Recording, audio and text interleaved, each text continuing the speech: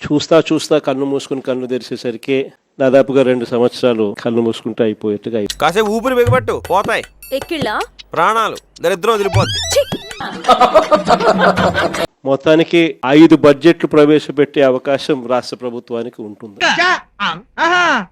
ఆ విషయం మాకు తెలుసులే. అందులో 2 అయిపోయినాయి. ఆ 3 సంవత్సరాల్లో 1.5 సంవత్సరం పోతే తర్వాత నా పాదయాత్ర కూడా స్టార్ట్ అయిపోతుంది. అంటే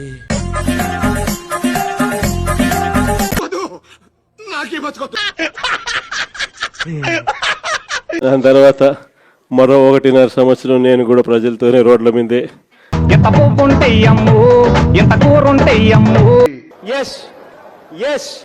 ప్రజల్లోనే మమేకమవుతూ నీ కొడపల బిడ్డలు సల్లంగుండా తల్లో దండం పెడుతా అమ్మా అమ్మా ఆ ప్రయాణం కొనసాగుతుంది.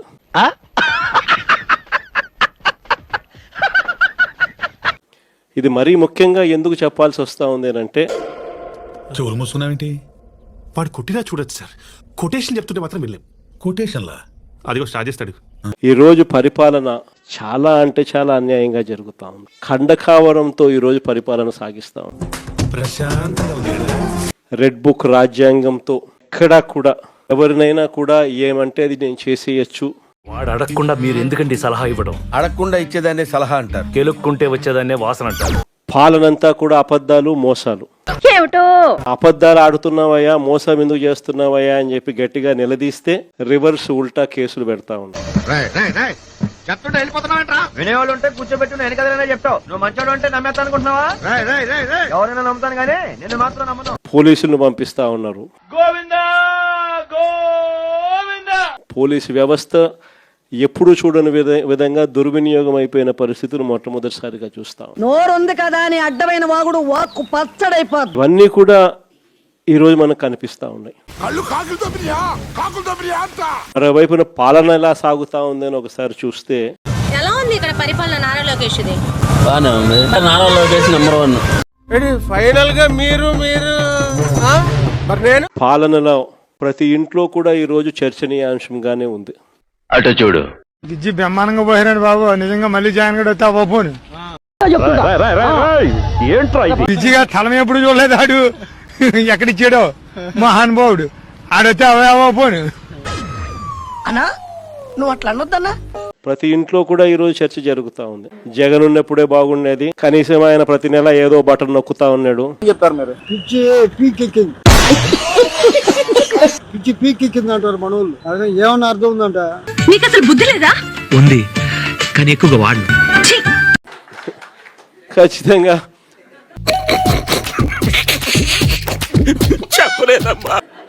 మాట చెప్పినాడు, మాట ప్రకారం నిలబడ్డాడు. జగన్ కు సీఎం పదవి ఇవ్వడం అంటే దాని అర్థం 6 డజన్ దొంగలు గజ దొంగలుగా దోచుకోవడం, పంచుకోవడం, తినడం. అంతేగా అంతేగా.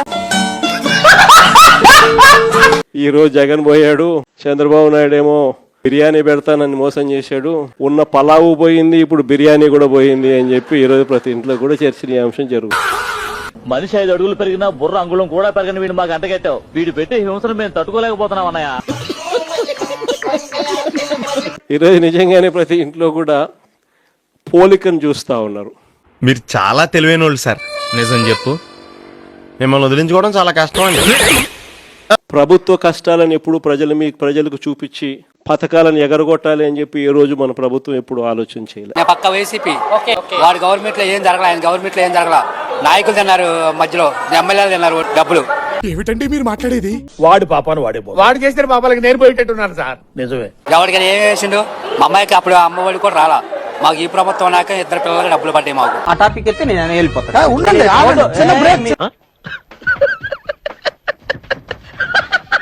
మన కష్టాలు ఎన్నున్నా కూడా ముఖంలో చిక్కటి చిరునవ్వే మెయింటైన్ చేశాం.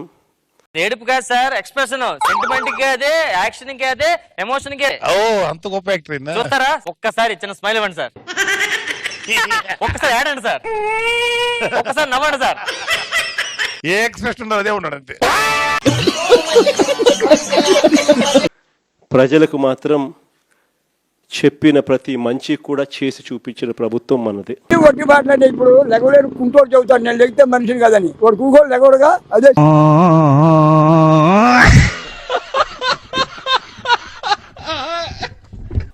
కానీ ఎప్పుడైతే మనం ఓడిపోయినామో వైఎస్ఆర్ కాంగ్రెస్ పార్టీకి ఇలాంటి ఒక పరిస్థితి.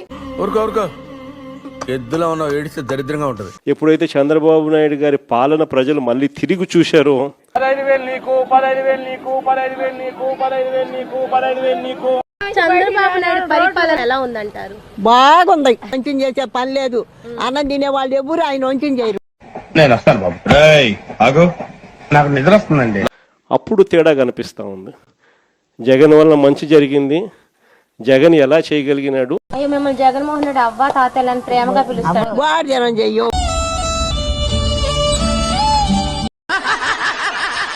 ఇన్ని భోగవేషాలు చేశాడు. అట్ట రాజ్యం అంతా అట్ట నాశనం చేశాడు. సర్వనాశనం చేసావు ఇద్దరి పెదవా. ఈ ఏడుగో వాడే వస్తే మనం కూడా బతికే వాళ్ళం కాదు. మరీ అంత ఎదవలా కనపడుతున్నారా? మీ దగ్గరకు వస్తే ఏం చేస్తారు? చెప్పు తీసుకు కొడతా నేనైతే.